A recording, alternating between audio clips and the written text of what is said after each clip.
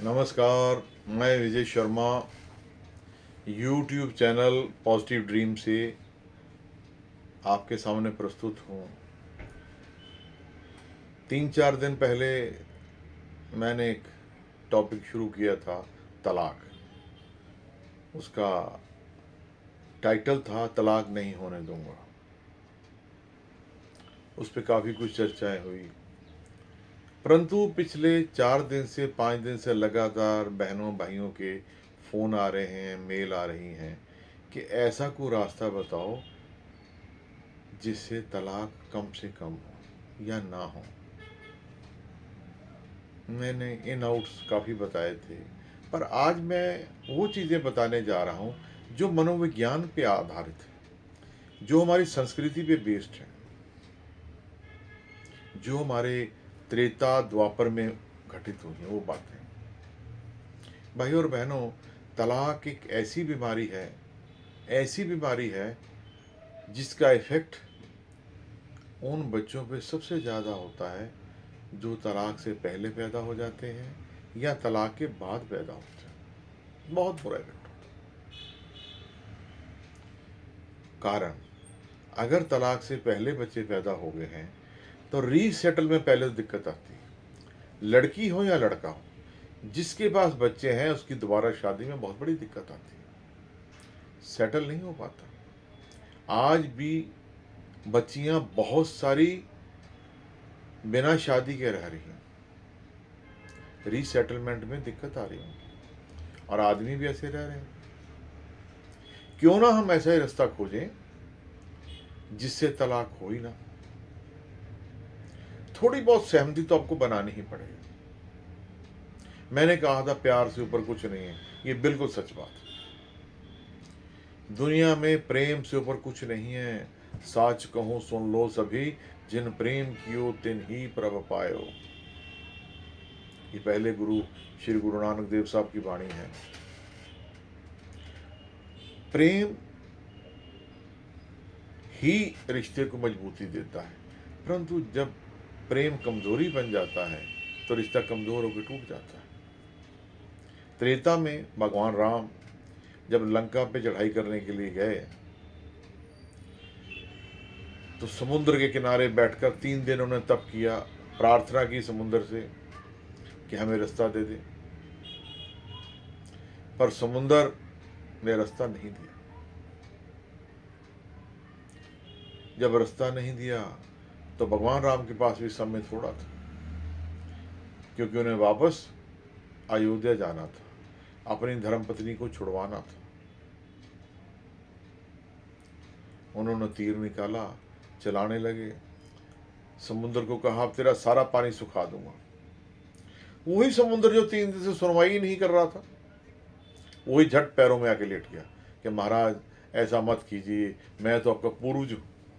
तब उसे याद आ गया कि ये मेरे वंशज है। पहले उसे याद नहीं आया कि मेरे वंशज। जब तीर निकाला गया पानी सुखाने के लिए, उसका अस्तित्व खत्म करने के लिए, तो उसको याद आ गया कि ये मेरे वंशज है, मैं इनका पूर्वज हूँ।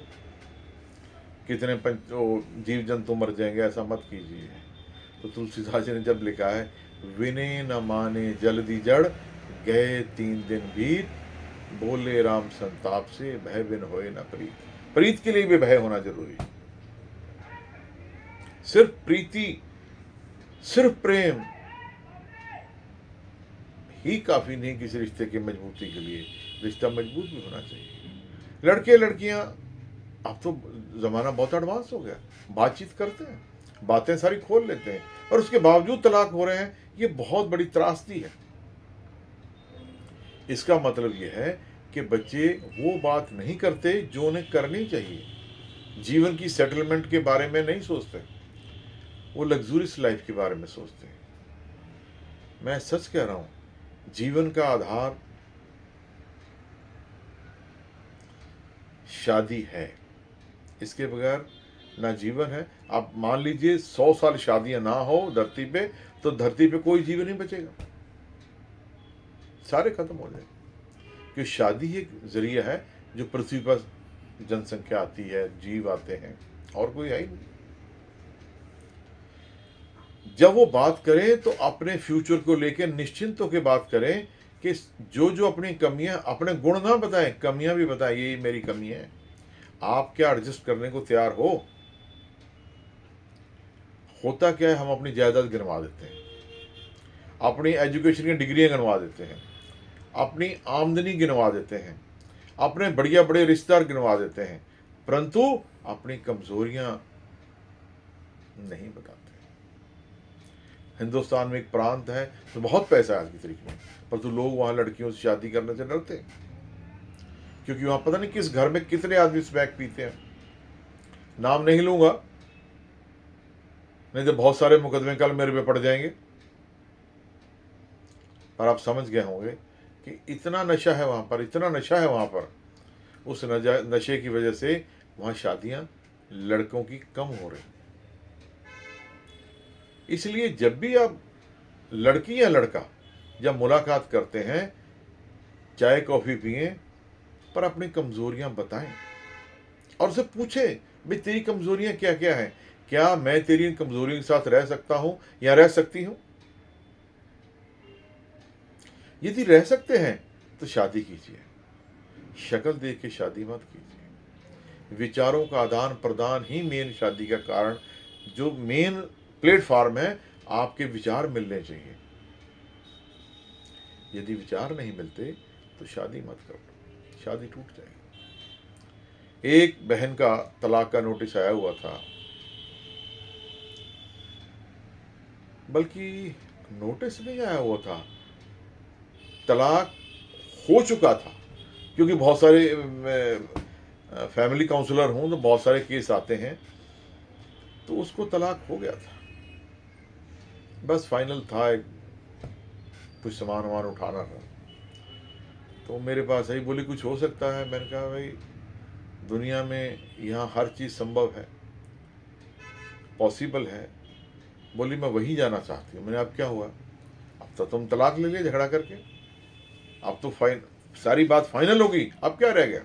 बोले नहीं अब मैं चाहती हूँ वहाँ, अब वो नहीं रखना चाहता था। तो एक मनोविज्ञान पे एक है कि आप जैसा सोचते हैं, ये मनोविज्ञान टेलीपैथी है ये, आप जैसा सोचते हैं सामने वालों को भी एहसास हो जाता है। तो मैंने उसको एक विधि बताई, कभी जीवन में आपके भी जरूरत पड़े ना पड़े, मैं फिर वो कहता हूं कि आपको कभी जीवन में किसी को जरूरत ना पड़े तो इस विधि का प्रयोग करना चाहिए। उस लड़की को मैंने कहा तो सिंगल बेड पे कि डबल बेड पे सोती है। बोली सिंगल पे सोती हूँ। मैंने आज से डबल बेड पे सो, और अपने पति का तकिया रख वहां पे, वैसे ही उसके लिए कंबल जो लेता वो रख, जो पीता था सिरहाने रख उसके, और फील इट कि he is lying with you, वो तुम्हारे साथ सोया हुआ लेटा हुआ, फील, और परमात्मा से प्रार्थना कर। ये विधि कामयाब हो जाएगी।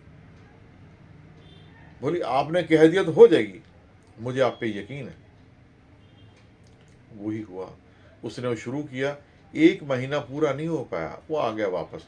बोला छोड़, तलाक का क्या करना है, फिर जिंदगी शुरू करते हैं। Now they are happy, happily living. वो सारे दोनों खुश हैं, अभी एक बच्चा उनके और भी हुआ है। इसलिए ये मनोवैज्ञानिक एक टेलीपैथी है, आप इसे भी जरूरत ना पड़े तो वैसे आप आम जिंदगी में अपनाइए इसको। मान लीजिए किसी से नफरत है, उसके बारे में सोचिए, उसके बारे में महसूस कीजिए, वो सब हो जाएगा। This is law of vibration, जो हम वाइब्रेट करते हैं उधर तो उसको महसूस करती है। जैसे मंत्र उच्चारण करते हैं तो वाइब्रेशन होती खास किस्म की, तो उससे चीजें सिद्ध हो जाती हैं। दूसरी बात, जब आप शादी कर ही ली आपने तो कभी सेल्फिश मत बनिए, सिर्फ अपना ही मत सोचिए। अपना इसलिए मत सोचिए कि आप सृष्टि चलाने में परमात्मा की मदद कर रहे हैं। बच्चे पैदा हो रहे हैं, बच्चे पैदा होना कोई साधारण घटना नहीं है जिसको हम बहुत साधारण ले लेते हैं। ये साधारण नहीं, असाधारण घटना है। हम सृष्टि का निर्माण कर रहे हैं, हम एक बड़ा काम कर रहे हैं। जब हम बड़ा काम करते हैं तो छोटी छोटी बातों को त्यागना ही होगा। एक महिला ने मात्र इसलिए तलाक दे दिया कि मेरे को मेरा पति छोटे रेस्टोरेंट में खाना खिलाता, बड़े होटलों में लेके नहीं जाता। एक ने इसलिए तलाक दे दिया, हर जगह घुमाता पर विदेश तो लेके नहीं गया। ये संबंध है बच्चों, इनको आपने निभाना है और आगे बढ़ाना है। ये शर्तों पे नहीं चलते, ये प्रेम की मजबूती से चलते हैं। और जब आप डिसीजन लेते हो, लड़कियों के लिए खास तौर पे सावधानी से मैं बात कर रहा हूं, ये इशारा लड़कियों की तरफ है। अक्सर जब लड़कियां तलाक मांगती हैं तो बच्चा साथ मांगती है। बच्चा मत मांगिए, बच्चा मत मांगिए, बच्चा जाने दीजिए उसके बाप के पास, ताकि उसके बाप को एहसास हो सके कि बच्चों का पालन पोषण कैसे होता है। कैसे होता है पालन पोषण? जरूरी नहीं कि जो नया आपका नया पति हो वो आपके बच्चे को पिता का प्रेम दे। बच्चों के कदर हो जाते इसी बात, और अगर दे भी तो आपको लगे कम दे रहा है। और यदि शादी हुई तो बच्चा और हो जाएगा, हो गया तो बच्चे दो तरह के हो जाएंगे, एक पहले पति से, दूसरे पति से। जो दूसरा पति है वो अपने बच्चे को हो सकता है प्यार ज्यादा करे, छोटा हुआ ना, परंतु आपको लगेगा मेरे बच्चों का ध्यान नहीं रख रहा, पहले वाले बच्चों का, तो एक बहुत बड़ा मनोवैज्ञानिक प्रॉब्लम आ जाएगी, बच्चों की डेवलपमेंट रुक जाएगी। जब भी आप डिवोर्स लें, इन बातों का खास ध्यान रखें। सिर्फ मनी मैटर ही काफी नहीं होते कि आपने 20-25 लाख ले लिया, 15 लाख ले लिया, 10 लाख ले लिया, तलाक लेके घर बैठ गई, ना ना, ये लंबी चलने वाली बीमारी होती है। और दूसरी बात लड़कियों के लिए, अभी आज मैं लड़कियों की ही बात कर रहा हूं, डिवोर्सी लड़की को समाज हमेशा ललचाई नजर से देखता है, ये देख लेना आपसे। डिवोर्सी और विधवा का हिंदुस्तान में जो आवारा टाइप आदमी है, ललचाई नजरों से देखते हैं। जब पति साथ हो, मंगलसूत्र गले में पहना हो, तो कोई भी भाई देखता नहीं है, बोला इसका कोई मालिक है। जिस तरह जिस कुत्ते के गले में पटा होता है, ऐसे MCF वाले जहर नहीं देते। जिस भक्त गले में जिस परमात्मा की कंठी माला होती है, उसको लोग भगत जी कह के पैर छूते हैं। इसी तरह पत्नी का भी है, उसको पति को त्यागने से पहले 100 बार नहीं 1000 बार सोचना चाहिए। और जो पति है, लड़का है, उसको भी इस बात का ध्यान देना चाहिए कि अगर बच्चा तुम्हारे पास आ गया तो दूसरी धर्मपत्नी हो सकता है उतना प्रेम ना करे, उसकी सगी मां होगी नहीं, उसके अपने बच्चे हो जाएंगे तो तुम्हारा बच्चा उसके लिए स्टेप सन हो जाएगा, स्टेप डॉटर हो जाएगी। क्या करोगे? एक हमेशा के लिए क्लेश पैदा कर लोगे, दिक्कत पैदा कर लोगे, जीवन नर्क बन जाएगा। और आप तलाक इसलिए ले रहे हो कि जीवन स्वर्ग बन जाए, नहीं बनेगा। स्वर्ग बनेगा तो पत्नी के साथ ही बनेगा, या पति के साथ ही बनेगा, या फिर कड़वा सा सच है, छोड़ते हो तो छोड़ दो, पर दूसरी शादी मत करना। अगर बच्चा है तो कहे कोई भी, पर स्टेप स्टेप होता है। हमारे तो कहावत है पूर्ण भक्त की, एक पूर्ण भक्त हुए, बहुत बड़े भक्त हुए हैं, और उसके पिता ने राजा था, उसने शादी कर ली। शादी कर ली तो उसकी जो लड़का जवान था, ये कुछ शादियों में प्रॉब्लम आती, लड़का जवान था और राजा ने शादी कर ली। लूणा उसकी मां का नाम था, पूर्ण भक्ति का। इतिहास कुछ का कुछ कहता है, परंतु बात यह है कि लूणा की नजर पूर्ण भक्त पे पड़ गई, उसमें कुछ और दिखने लगी, जो मैं शब्दों में नहीं कह पा रहा हूं, आप समझ जाइए। उस पे आसक्ति होगी उसकी। और जब उसने कहा तू तो मेरी मां है, मैं तेरे बारे ऐसा सोच भी नहीं सकता, भक्त आदमी, तो उसने राजा को कहा कि उसकी बुरी नजर है मेरे में। तो पूर्ण भक्त के हाथ पैर कटवा के कुएं में डलवा दिया गया। ऐसा होता है, आज भी होता है। बच्चे को मरवा दिया जाता है, मार दिया जाता है, जवान को मार दिया जाता है, जेल में डलवा दिया जाता है। ये सब दुर्घटनाएं उन तलाकों की हैं जिनके बाद ये प्रॉब्लम्स आती हैं। अगर कोई आदमी लालच में शादी कर ले, जवान लड़की से शादी कर लूंगा, उससे शादी कर लूंगा, दिमाग में ना रखे कि सुखी होगा, उस दिन उसका दुख का पीरियड शुरू हो जाएगा, आदमी का भी और औरत का भी शुरू हो जाता है।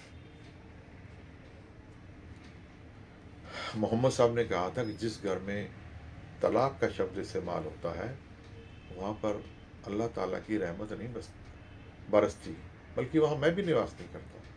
और ये सच बात है। जब परमात्मा ही निवास नहीं वहाँ करेगा तो वहाँ रह क्या जाएगा। इसलिए जब भी आप लड़का या लड़की मिले तो अपनी कमजोरियां बताओ, अपनी आदतें बताओ, वो भी पूछो कि बताओ ये हमारा एक दिन का मेल मुलाकात नहीं, कॉफी पी के रेस्टोरेंट में बिल देना कोई मुलाकात का तरीका नहीं है। अपनी बात बताओ, असलियत बताओ कि मेरे पास इतने ही पैसे हैं, ये मेरी एजुकेशन है। मेरे स्टाफ में एक लड़की काम करती थी, उसके लिए लड़का देखने के लिए जब गए तो उसके पिता ने कहा जी बाबूजी आप पढ़े लिखे हो, मेरे साथ चलो। हम गए दिल्ली, तो पता नहीं मुझे क्यों लगा, ऐसा नहीं कि मेरे पे कुछ प्रूफ था, मुझे लगा लड़का इतना क्वालिफाइड नहीं है। मैंने कहा भाई पढ़े लिखे? बोला हाँ जी ये पढ़े हैं। मैंने कहा बेटा सर्टिफिकेट होगा? ये सर्टिफिकेट तो नहीं है। भाई उससे पहली क्लास का होगा, उसका भी नहीं है। सर्टिफिकेट रखे कहाँ है? बोला जी पता नहीं है। नौकरी के लिए अप्लाई किया? बोला नहीं है। बाद में ये मालूम पड़ा पढ़ा लिखा था ही नहीं। लोग झूठ भी बोलते हैं। इसलिए आंखें खोल के, कान खोल के, पूरी इंक्वायरी करके शादी करो। शादी जल्दबाजी का काम नहीं है।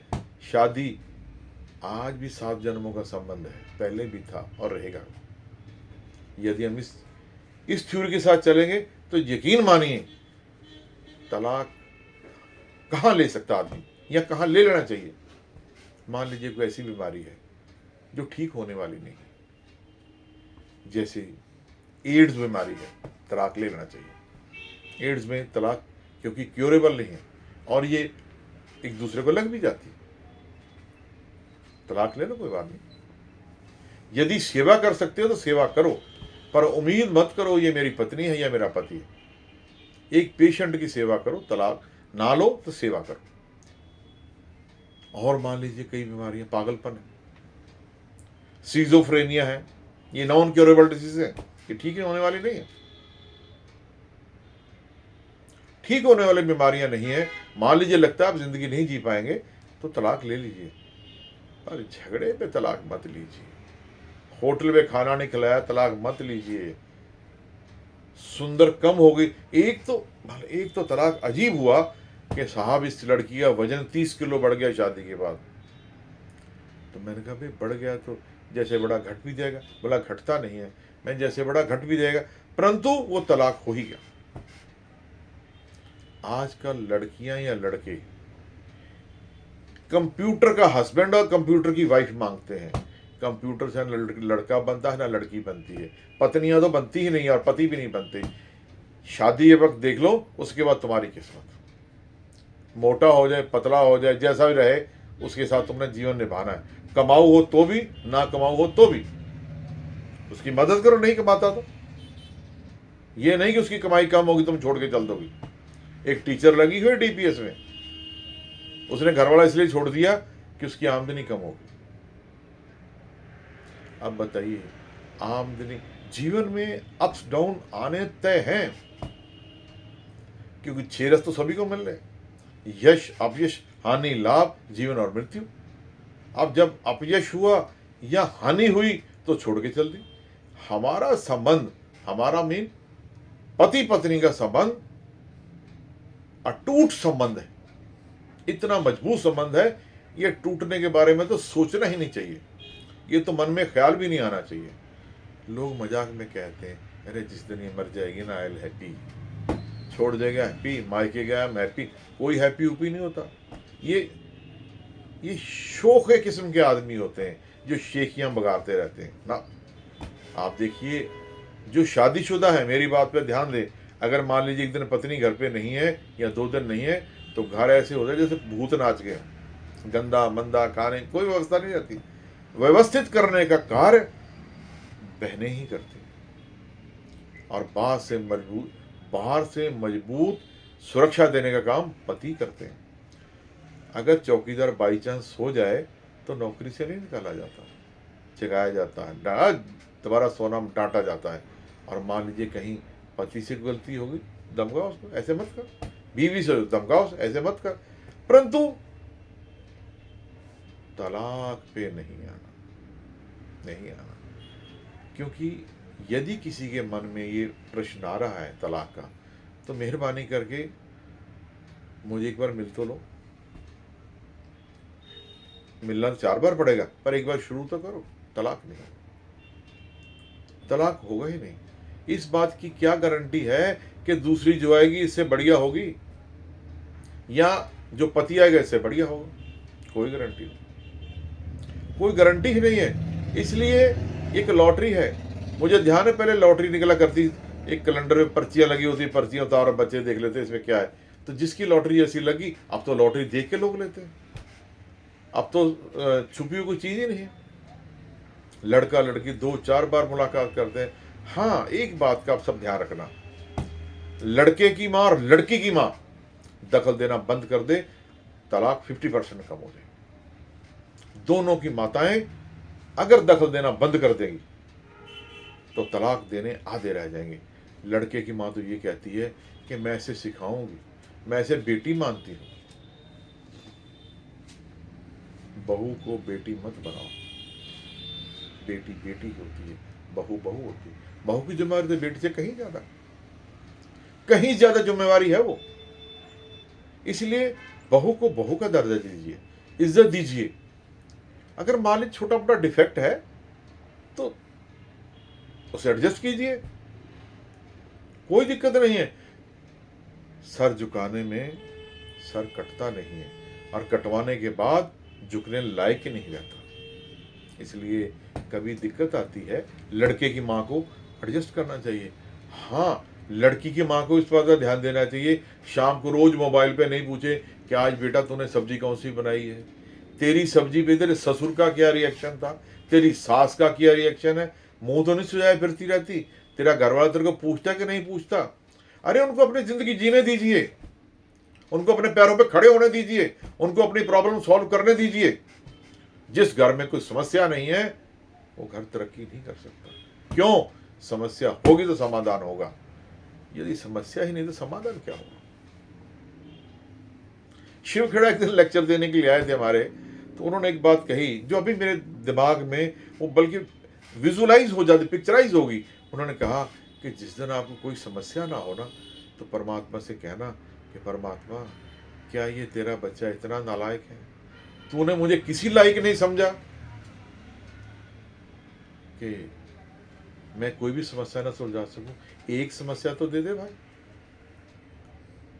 एक समस्या दे, मैं सुलझा के दिखाऊंगा। एक हमारे रिश्तेदार हैं, उनकी सैलरी 200 करोड़, मैं फिर सोच के ही बोल रहा हूं, 200 करोड़ पर एनम की है। साल की 200 करोड़ की सैलरी हो। तो मुझे बड़ी क्यूरियोसिटी थी, पूछूं कि एमबीए तो वो भी, बाकी भी लोग एमबीए हैं, ये क्या पूछते हैं, इंटरव्यू में पूछा क्या जाता है। तो उसने कहा अंकल जी कुछ नहीं पूछा जाता, ये पूछा जाता है कि जीवन में सबसे बड़ी समस्या कब आई और तुमने सुलझाया कैसे। मैंने क्या मतलब? उन्होंने कहा जिस आदमी पे समस्या ना आए इसका मतलब कुछ नहीं कर रहा, बेकार आदमी है। परमात्मा से समस्या मांगो, समाधान खोजो, हल करो, गलतियां भी करो पर दोहराओ मत। बोला उसमें जो समस्या बड़ी होती है उसको जो सुलझा लेता है उसको सिलेक्ट कर लेते हैं। उन्हें लगता है कंपनी को चलाएगा, ही चला सकता है। समस्या तो आनी तय है, कंपनी पे आनी तय है, जीवन में आनी तय है। समस्या के बिना जीवन है ही नहीं। और समस्या का समाधान भागना नहीं है। स्पिट एंड रन, थूक और भाग ना, वहां खड़े हो जाओ मर्दों की तरह। मर्दों का मतलब ये नहीं कि औरतें औरतें भी खड़ी हो, ये बहनों के लिए भी है, यही मेरा संदेश है। रानी झांसी की तरह खड़ी हो जाओ। अंग्रेजों के खिलाफ लड़ी नहीं हो, तुम भी लड़ो, इंदिरा गांधी की तरह, मार्गरेट थैचर की तरह, ये बहनें भी लड़ी। आप जब तक मजबूती से नहीं खड़े होगे समस्या से, मान लीजिए आपका पति ठीक नहीं है या आपकी पत्नी ठीक नहीं है, सॉल्व करो उनको समस्या को। परंतु फिर आखिर में जो मैक्सिमम तलाक हो रहे हैं और लड़के की माँ और लड़की की माँ के दखल के बाद हो रहे हैं, वैसे तलाक, क्योंकि आदमी ना ससुर लड़के का ना लड़की का ससुर दखल नहीं देते, ये औरतें ही दखल देती हैं। उन बहनों से मेरी प्रार्थना है जो सास बन चुकी हैं, उनसे मेरी हाथ जोड़ के विनम्रता से प्रार्थना है कि बच्चों को अपना घर बसाने दे, उनको डिसीजन लेने दे। अगर ये बहस भी करते हैं तो अपना साइड हो जाए, तुम ज़्यादा चक्कर में ना पड़ो, क्योंकि उनकी अपनी समस्या है। तुम्हारे 50 साल पुरानी समस्या थी, ये समस्या आज की समस्या है। ये कहना कि साहब मैं तो खूब मेहनत करती थी, खूब घर बनाया, खूब, ये बहू कुछ करती नहीं। बहू कमा के ला रही, तू तो कमाती भी नहीं थी कुछ माँ। बहू जो करती उसे करने दो, जो तुमने करना वो करो, उनको अपने पैरों पर खड़े दो। ये आज मैंने कुछ कहा है, यदि दोबारा किसी के सवाल आएंगे तो उनका जवाब भी मैं इसी तरह ही दूंगा। इसमें किसी बहन को मेरी इन शब्दों से तकलीफ हुई हो सास के बारे में तो मैं माफ़ी चाहूँगा, क्योंकि मेरी माँ भी सास थी, मेरी घरवाली भी सास है। ये सास सारी बनती है। जब सास बनती है तो बहू को सीनियर मानती, सीनियर तो है, परंतु इतने सीनियर ना बने कि टोका टाकी शुरू हो जाए। उनको अपनी ज़िंदगी जीने दो। यदि जीने देंगी तो याद रखिए, यकीन मानिए, ये तलाक वाले मुकदमे ख़त्म हो जाएंगे। और मेरी बड़ी विनम्रता से तमाम बहनों और भाइयों से प्रार्थना है, समाज में इस फैले हुए कुष्ठ रोग को ख़त्म करें और मेरी मदद करें। लास्ट में फिर यही कहूँगा, तलाक नहीं होने दूंगा। नमस्कार, नमस्कार।